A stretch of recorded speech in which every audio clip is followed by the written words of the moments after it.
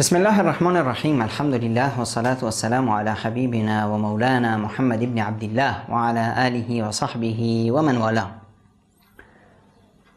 گفتیم که تقوای الهی راه رسیدن به بهشت برین هست و راه سعادت در دنیا و آخرت، و برای به دست آوردن تقوا راههایی هست.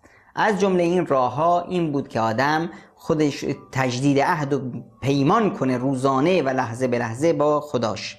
یکی دیگه اینی که مراقبت الهی رو همیشه مد نظر داشته باشه که همیشه خداوند اون رو زیر نظر داره. و مورد سوم اینی که خودش رو مورد بازجویی و محاسبه قرار بده. مورد چهارم راه تطبیقی تربوی این بود که انسان بیاد خودش رو تنبیه کنه و نگذاره همیشه با مشت عبادت و طاعت و پیروی بزنه توی دهن شیطان و معصیت. و راه و نقطه پنجم و اینی که روی خودش فشار بیاده، مجاهده نفس داشته باشه. والذین جاهدوا فینا لنهدینهم سبلنا. اونهایی که در راه ما مجاهده میکنن، تلاش میکنن، پیروزی و راه گشایش رو ما برایشون میاریم. خداوند اونها رو بر سبیل و راه راست قرار میده و همیشه با نمازها، با نوافل، با سنتها، با عبادتها خودمون رو بالا میکشیم و پیش خدامون خودمون رو عزیز میکنیم. پیامبر خدا که خداوند ازش درگذشته، بخشیده، از بهشتش ضمانت شده است، می اومد و شب زنده‌داری میکرد، عبادت میکرد تا پاهاش ورم میکرد. میگفتند یا رسول الله، شما که خداوند ازتون درگذشته، شما چرا رو خودتون فشار میارید؟ میفرمودند اولا اکون عبدا شکورا، بنده شکرگزار خدا نباشم؟ وقتی که ده اخیر رمضان می اومد، پیامبر خدا شب زنده‌داری میکرد، خانوادهش رو بیدار میکرد، همه با هم مشغول عبادت میشدن، جد و تلاش میکرد، کمرش رو میبست و با عبادت، با سخت گرفتن با خودش رو پیش خداش عزیز میکرد. خداوند متعال در حدیث قدسی میفرماید که ما تقرب الی عبدی بشیء احب الی مما افترضته علیه. بنده ام بهترین چیزی که خودش رو پیش من عزیز میکنه، نزدیک میکنه، اون فرایضی هست که من بر روی اون فرض کردم. بعد از اون مجاهده نفس هست که ما یزال عبدی یتقرب الیه. خب بنده من به سوی من نزدیک و نزدیکتر میشه با چی؟ به نوافل حتی احبه.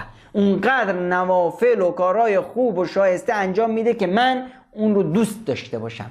وقتی که من بنده ام رو دوست گرفتم، فاذا احببته كنت سمعه الذي يسمع به، من گوشش شنواییش میشم که با اون میشنوه، بیناییش میشم که با اون میبینه، دستش میشم که با اون حرکت میکنه، کاری انجام میده، پاش میشم که با اون راه میره.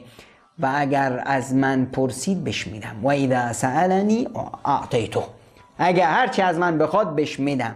و این استعاذنی لأعیذنه، و اگر از چیزی پناه بگیره، از من بخواد که از چیزی نجاتش بدم، حتما من اونو نجاتش میدم. پس اینقدر باید بنده با نوافل و با طاعات و با خیرات خودش رو نزدیک و نزدیکتر به خدا بکنه تا خداوند اون رو به دوستی بگیره. و پیامبر اکرم صلی الله علیه و سلم میفرمایند خیر الناس من طال عمره و حسن عمله.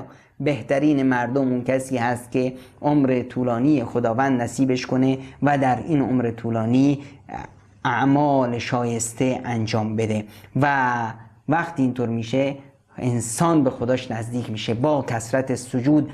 ربیعت ابن مالک خدمت پیامبر میفرمودند، پیامبر یه روز بهشون گفتند ربیعه بخوا از من، هرچی من از من چیزایی میخوان من بهشون میدم، شما همین چیزی بخوا. ربیعه گفت که یا رسول الله اسألک مرافقتک فی الجنه، من میخوام که در بهشت رفیق خودت باشم. پیامبر خدا صلی الله علیه وسلم فرمود او غیر ذلک، چیزی دیگه؟ گفت نه همین. بعدش فرمودن فاعنی علی نفسک بکثرت السجود، پس منو یاری بده بر اینی که تو رو به این هدف برسونیم با سجده بسیار، با نماز و طاعت بسیار، با عبادت بسیار، با کارهای شایسته بسیار، با صدقه و خیرات دادن بسیار، با رسیدن به مستمندان بسیار، با کمک به دیگران. ما میتونیم پیش خدامون عزیز باشیم و وقتی که پیش خدامون عزیز شدیم دیگه ما میشیم متقین الاخیار و از عزیزان خدا میشیم و خداوند ما رو ضایع نخواهد کرد. این 5 نقطه راههای تقویت و پررنگ کردن تقوا بود که لازم بود به اون خودمون رو یادآوری کنیم.